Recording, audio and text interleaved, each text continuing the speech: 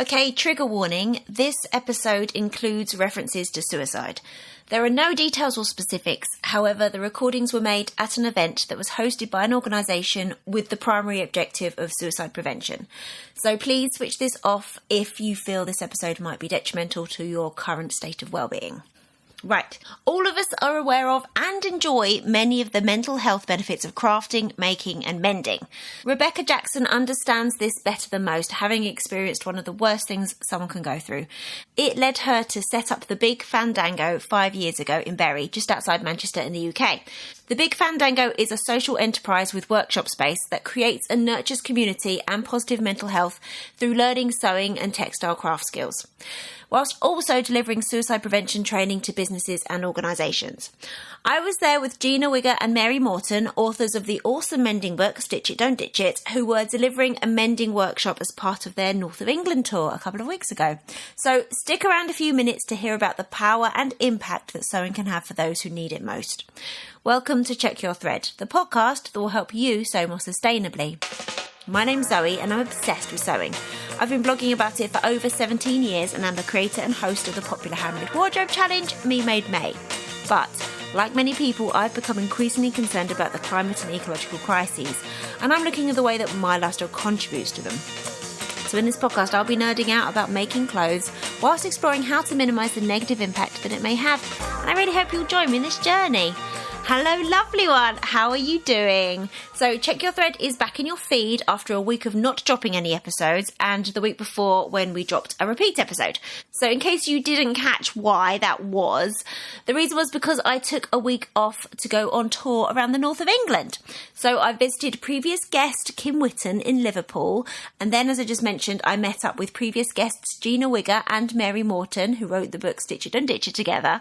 So Jeanna and Mary were hosting some workshops and interactive talks in Manchester, and then another in Leeds, and I tagged along making recordings at these social enterprises in which they took place, and I'm going to make those into episodes for you to hear in the coming months. We also then went to York and had a meet up with some wonderful patrons of the podcast, which was such a lovely day. We were chatting and wandering around sewing shops and eating and drinking and getting to know each other, and it was super nice. So Jeanna and Mary's tour then continued, and they've been to other awesome places, but I sadly had to leave them and head back down south to get everyone to school and work and life. But it was just the best week, and I'm desperate to go back to some of those places and also find others to travel to for the podcast. And I really want to thank Jeanna and Mary for being just the loveliest people to spend time with. And I want to thank the organisers of the events that we attended. And I want to thank all the amazing listeners and patrons that we got to meet along the way as well. Speaking of patrons, thanks so much to Carolyn and Sarah for signing up to support the podcast recently via Patreon. And huge thanks to existing patrons Kate and Caro for upping the amount of their support. I'm super grateful to all patrons because without their contributions, I literally could not make this podcast. Not only do the patrons make it financially possible for me to make this podcast, but they also contribute and get involved in other ways. For example, there's a prompt question up on the Check Your Thread Patreon feed at the moment to help me make a future community episode, which I think is going to be super useful for listeners. So to see what's going on and to sign up for any amount that makes sense to you, please head to patreon.com/checkyourthread. Right, so let's get stuck into the episode. So as I just said, this is the first one that I've made using the recordings that I took whilst I was on tour the other week.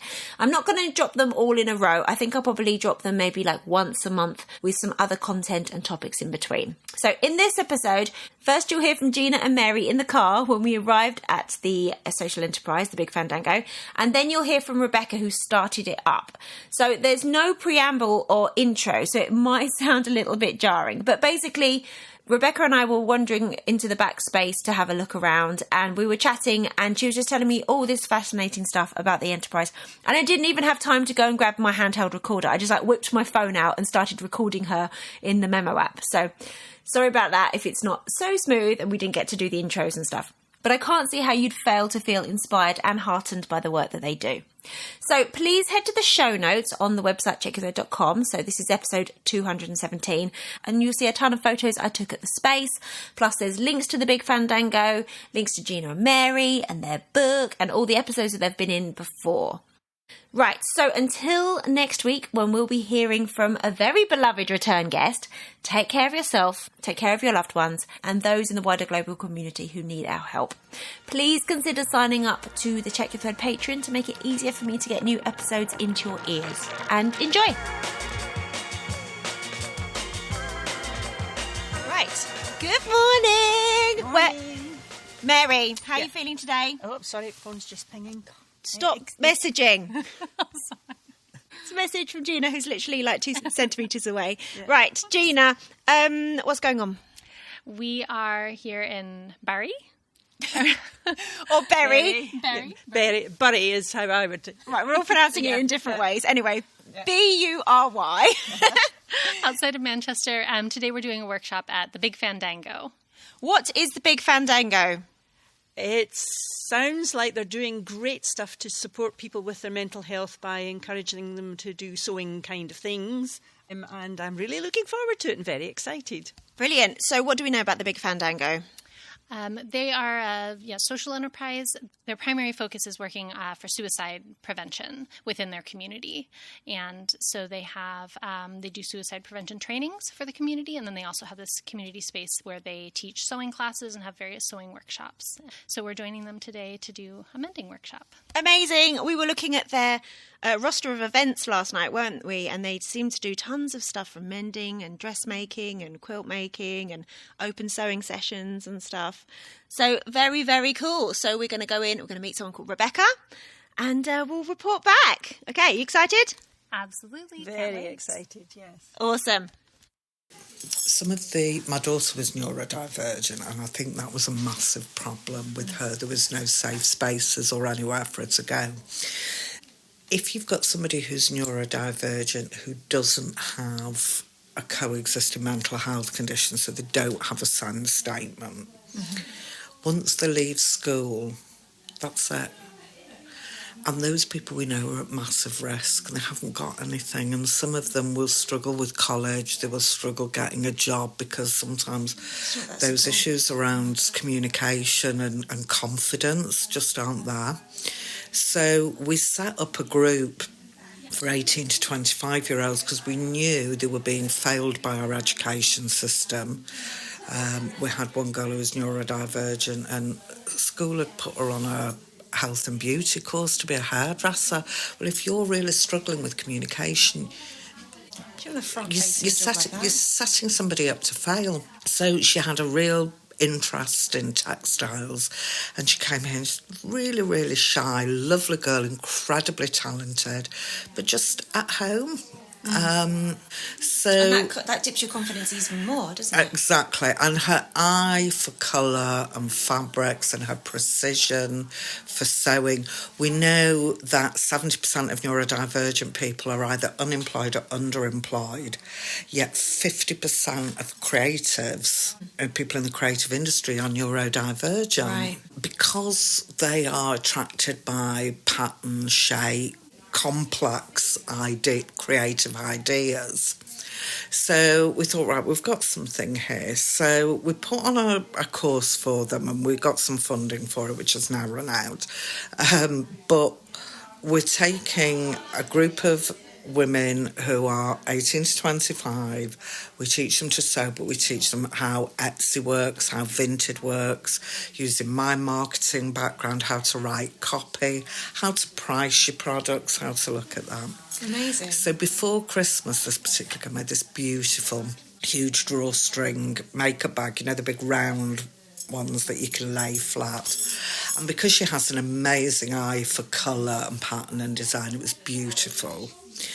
That was at Christmas. She's had 25 orders. Oh, we're in February. And we're in February. Amazing. So she has gone from being kind of in a situation where having a job, having an income seems just so far out of reach, to actually realising that she's got a talent, that people want to buy into that. It's incredible. It's so powerful.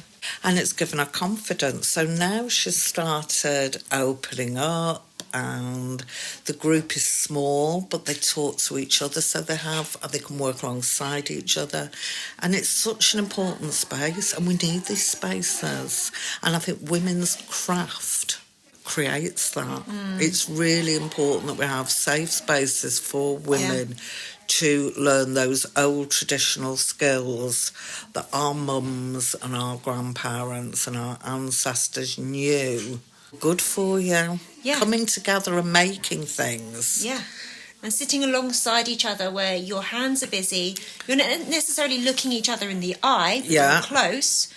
That gives you almost license to open up about all sorts of other things as well, doesn't it, that you might be struggling with? We did an embroidery class last week for Wellbeing Week at a local sixth form college. And we just made some packs about some scrap fabric and some embroidery thread to teach them some really basic embroidery stitches. So I went along, I'd done 20 packs, I thought I've got far too much here. There were about 30 kids, boys, girls, right across the board. Yeah. Were they self-selected or were they told they had to? No, they randomly turned up. They randomly turned up at lots of different times. It was quite chaos. I was, oh my God, what have I done here? I would say about 75% of them had never used a needle and cotton in their life. So actually that handling of using a needle and thread, it was like watching maybe a chimpanzee using a knife and fork, because they don't have that muscle memory, don't have that skill set.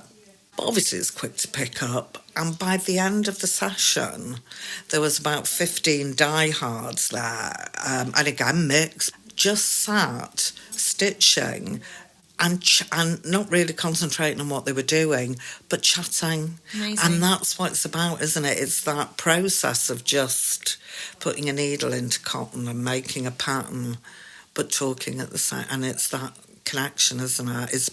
It's when you think of American quilters in the Civil War coming together. The Make Do Mend workshops during the Second World War, people coming together and mending what they had, People coming together at difficult times, because if you think of the American Civil War, if you think of Make Do and Mend during the Second World War, these were traumatic times where people are scared, people are frightened, people are insecure, and I think a lot of our kids now are maybe frightened about their future, scared. We're living in difficult times for young people. Yeah. We've got social media constantly. Yeah. To be able to take a step back. How nice to be able to give that opportunity to them to put your phone down, talk to your mate. Let's have a go at do. Yeah. Talk to the person next to you. You don't have to WhatsApp them.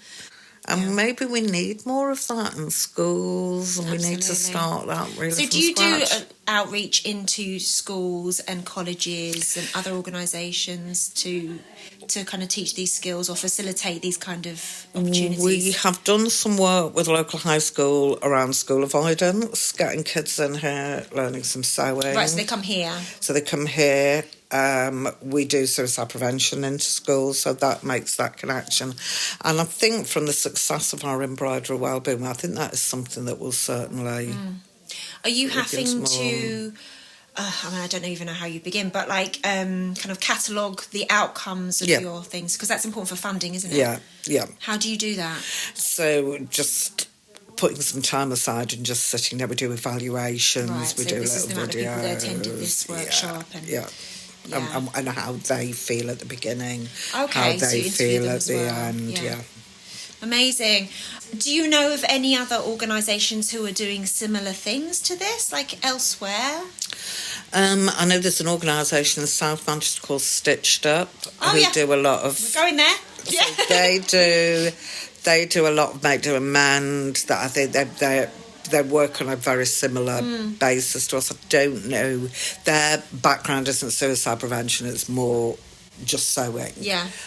But it is the same kind of community sewing studio because it's not taught in schools. Places like this are really important. I know Stitched Up... And affordable ones. Affordable. That's the biggest difference as well. So we're in a difficult position because we do charge for our workshops. We've got a nickel making workshop coming up, which is 70 quid, which people may think is expensive. We've got an embroidery one coming up again, which is about 70 quid. We do an all-day sewing with lunch at about £60. And I'm loathed to give workshops away for free, because then people don't appreciate that it's an art and it's a skill, and you don't wake up suddenly with those skills.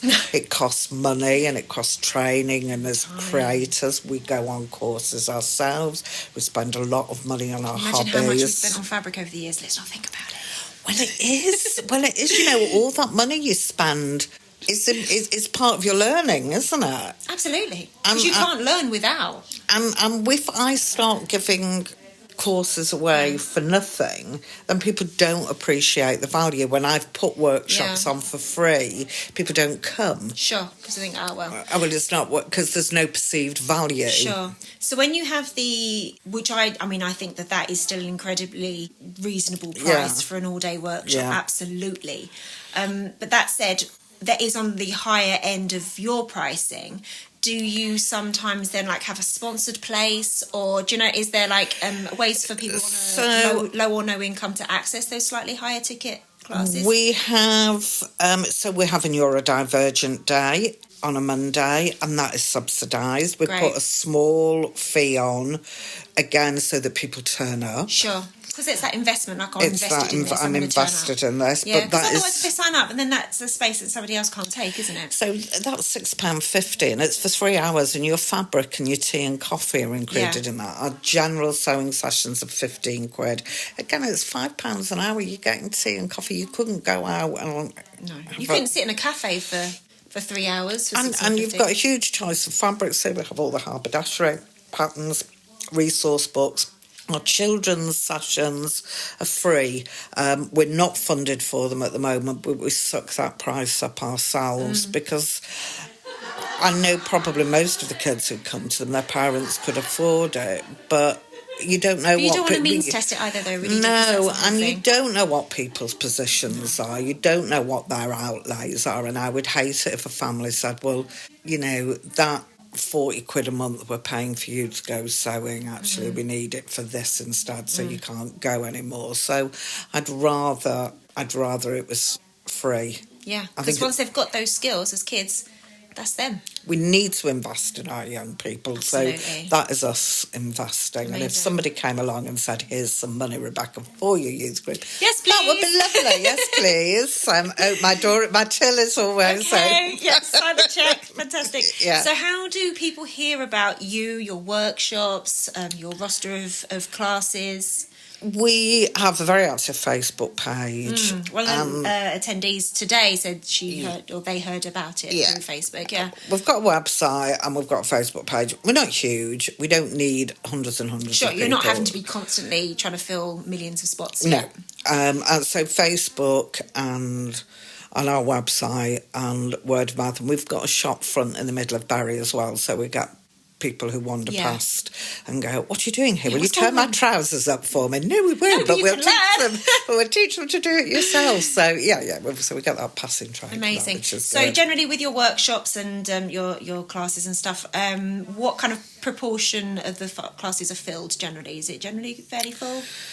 Neurodivergent Day is quite new. We're about halfway to capacity, which is really good because they only started in January. That's amazing. So we're Again, we're in February, Our youth groups are full. Fantastic. We have a quilting group on a Thursday morning, which is always full. Fantastic. We have a general sewing on a Thursday afternoon, which is always full. Do you have waiting lists or anything like that? We have waiting lists for the youth groups, and also you book online. So Thursday afternoon we have people rushing. And I have to say to people, if you want to come next Thursday, you must book today. Do when you get home, you won't get on. Yeah. And Friday morning is about half full at the moment. So we're good. getting there. We're getting there. I think we've priced it right. We're in Bury. We're not like South Manchester. If we charge South Manchester prices, we'd be empty. It's an area where there is wealth in Bury, but there's also big pockets of poverty here as well and austerity, so we've got to price it right so everybody can access us. This is a very leading question, but I take you would like to see more of these kind of organisations popping up around the country. Absolutely, because the more of us there are, the fewer cracks there are for people to fall down. Yeah, people can be frightened of competition, but where it's problematic is where people start massively undercutting each other. And we see this in the charity sector and the third sector, where people will come in and do something for free. Sure. And then we can't compete. No, because you've got to keep the lights on. Because I've got to keep the lights and I've got to pay the bills. And you've got to also appreciate that people are making a living out of this. So, for instance, we've got a mate do a men's session today. I've charged for it. And I think it's really important because there are people in Bury. I've got a tailor's over the road who charges for turning trousers up. We've got somebody in Bury Market who has a business doing this. If I then start undercutting her and doing it for free, I'm putting two people out of business. So I think... And totally devaluing it in... And devaluing what they do it in the eyes of other people, yeah. So I think when you're trying to put creative things on as a charity or a third sector organisation and you start undercutting people whose living it is, I think you need to be really careful when you're undervaluing people's skills, because you're putting people out of businesses who have invested in that, if that makes sense. Totally. So it's why we don't do stuff for free. Amazing. So I take it you've learned in the 5 years. What would you like to know 5 years ago that you know now? When I first set this place up, I had this lovely idealistic thing that people would pay by donation. Right. I had a bucket, and people who could afford would put in, and people who couldn't. And it'd all balance out, yeah. And after the first week, when people were putting 50p in for a 3-hour sewing session, I realised that wasn't a good idea. So, yes, putting stuff on cheaply for free doesn't work. Reach out to your community, because there are people with amazing skill sets who can do amazing things. Don't write off older women because they want more than bingo and pericomo, and, you know, these are our pensioners who are 70 now, grew up at the time of Greenham Common burning their bra of the Rolling Stones and sex, drugs and rock and roll. Debbie Harry, who is my hero, is in her, I think she might be in her 80s now. These were cool women. Who also had sewing classes at school, so they know how to sew. Yeah, so we need spaces for cool older women to keep. We need more spaces as well for intergenerational conversation. Yep, absolutely. And that skill set. So we have our Monday group for 14 to 18-year-olds. My volunteer is a wardrobe mistress. She'll kill me if she hears me say wardrobe mistress. She was the wardrobe person for Victoria Wood, and did a lot of the costumes for Victoria Wood and Alan Rickman on Victoria Wood I've seen on TV. Wow. She's hilarious. She's in her mid-70s. She's got some incredible stories. She's got some great stories, and she's great fun, and the kids love her. So we've got 14-year-olds being taught incredible skills and it keeps her young. They love her. Goes both ways, the benefits, yeah. When she's not here, they'll go, when's Lucy coming back? Where's Lucy? So having that intergenerational conversations between women in their 70s, young kids at 14, and people my age, it's important, and it's nice, and it's good for, like you say. So there's so few spaces, isn't there, in our society now where there's much. Not even families a lot of the time now. This is not the opportunities to chat with for a prolonged period of time people from different generations. I was having a conversation yesterday with somebody who works in suicide prevention with me, and we were talking about suicide as a means of death, not a cause of death.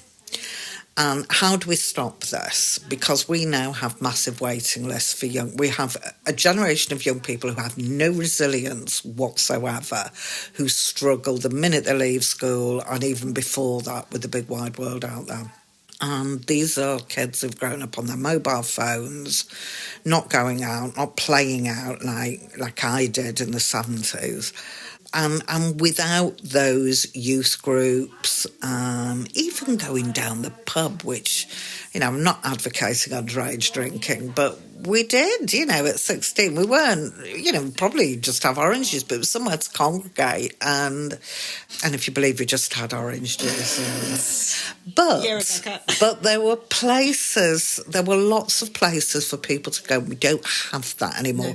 No. Not affordable places to go. We have, for a certain class of people, very expensive activities that their kids can do. But everything is at a cost. We have massive waiting lists for CAMS and mental health services. And maybe if those kids could go somewhere like here, and not just sewing, not everybody wants to sew. Some kids want to go swimming or play sport, but going swimming is cost prohibitive for a lot of families, particularly if you've got 3 or 4 kids.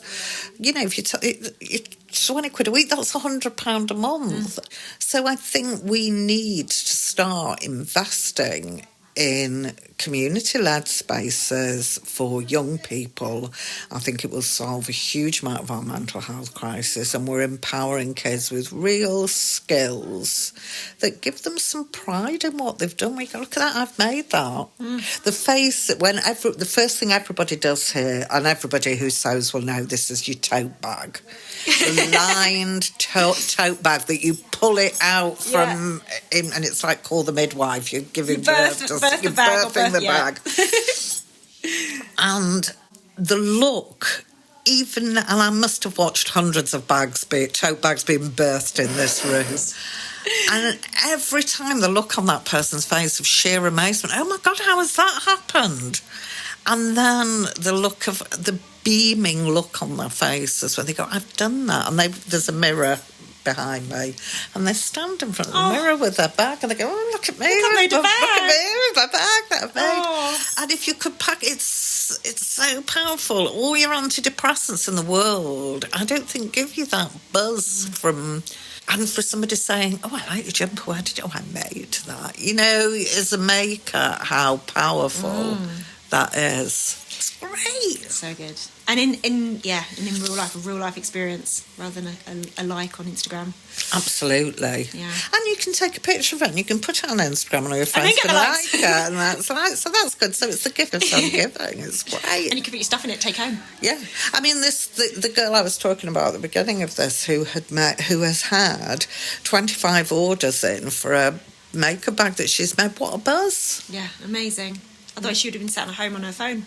What a buzz for that. Yeah, incredible. It's absolutely amazing. Well, well done you for facilitating that and making the space for that to happen. And that's what drives me. If I could fill my day with young people and teach them to sew, I'd do it all day long. So what does your day look like, generally? I'm sure every day is different, but to generalise. Well, I think as somebody who works in the third sector and knows how hard it is, my day starts cleaning the loos, mopping the floor with my marigolds on, running around hoovering, picking up bits of thread and cotton. And then people arrive and you're making tea and coffee and you're teaching them and you're showing them how to do different things and organising the volunteers, making sure we've got enough cover for everything, dealing with the local authority, dealing with funders and all sorts sort of things. So it's a lot. It's wearing 3 million different hats. It's chaotic. And it's lovely. Sometimes it's stressful. Sometimes you want to strangle people. But the majority of the time it's lovely and rewarding. And it's like it's like being part of a family. Sometimes you want to strangle people. So tell me about your team then. So they're mainly older retired women. We have Dan, who is our guy, who does Wednesday evening. What's Dan's background? Dan works in education. We have Ailsa, who's pretty much my right-hand woman. She is brilliant. She does some of the youth groups with me. Are these volunteers? Are they? They're all volunteers. They're all volunteers, and she's retired. We have a number. Joyce is my oldest volunteer. Not older, she's been with me since the start. And again, she's retired, she's a crafter, and they're all crafters. Katrina runs my quilting group with me, and she's worked in Canada and all over the world quilting, City and Guilds trained quilter, so she's amazing.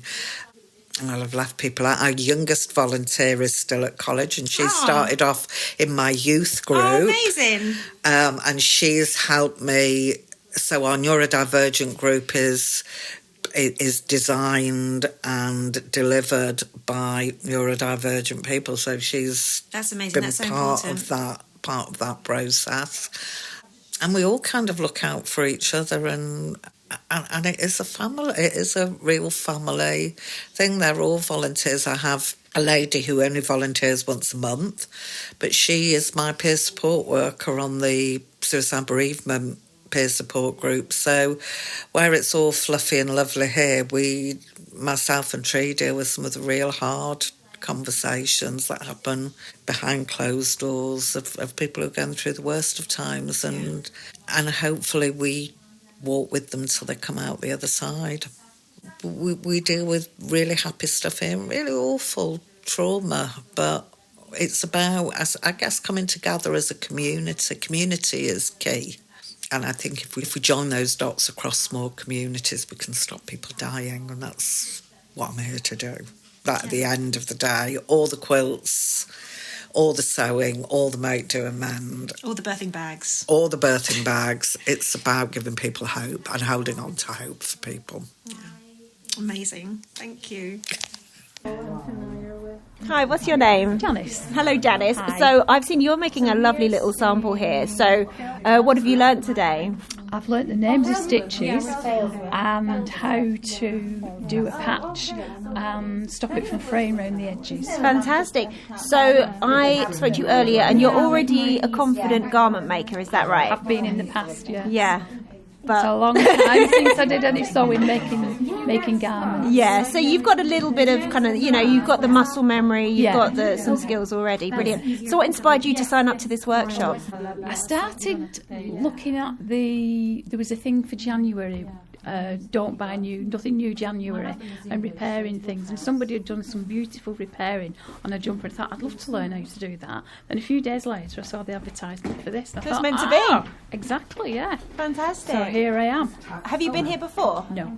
But you're from the area? I am, yeah, I'm just up the road. Fantastic. Do you think you'll come back to some other workshops? I think I will, yeah. Awesome. Did I just see you've got a book as well? I have, yeah. Yeah, well, you're good to go then, aren't you? I am, yes. I'll do a bit Amazing. stitching and repairing when I get home. Fantastic. Have you got some bits lined up at home to do?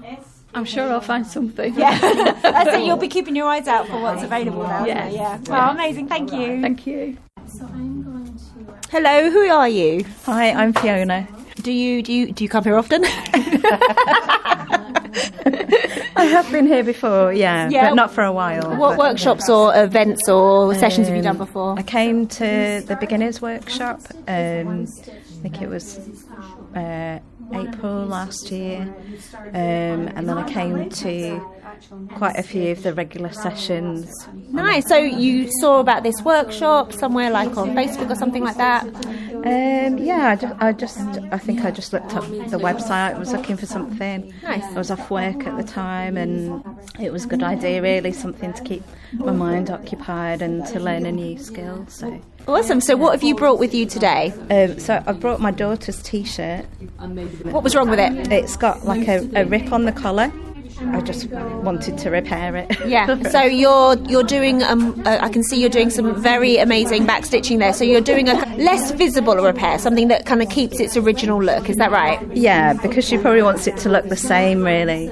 Sure. Yeah. Fantastic. Do you think this is a skill that you'll use again then? I hope so. Amazing. Well, thank you. Looks like you're doing a great job.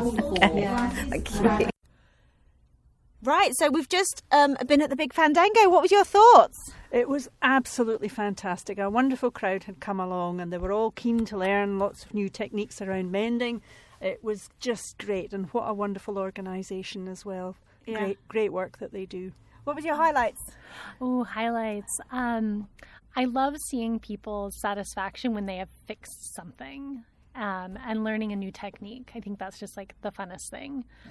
Oh, amazing. And everyone there bought a book, which is incredible. So they're that passionate and they want to continue to learn. So that's really exciting. I think the other thing my highlight was 2 different people when I showed them the easy way to thread a needle. They both went, oh! Yeah, I'm going to put a link to that video in the show notes. I think I've done that before, but I will do it again because it is pretty mind-blowing. Yeah. Amazing. Right, so we are now going to go back to our accommodation, stuff some hummus in our face, and maybe explore Manchester this afternoon. Sounds delightful, yes. Alrighty.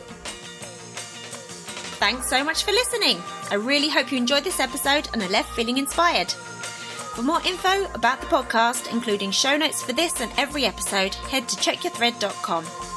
I'd love to hear from you, so if you have any comments, questions or ideas for future episodes, please get in touch by emailing zoe@checkyourthread.com or find me on Instagram @checkyourthread. Massive thanks to Patrick Potter for production support, to Sylvia Seller for the awesome logo design, and to Simon at Palm Skin Productions for the music.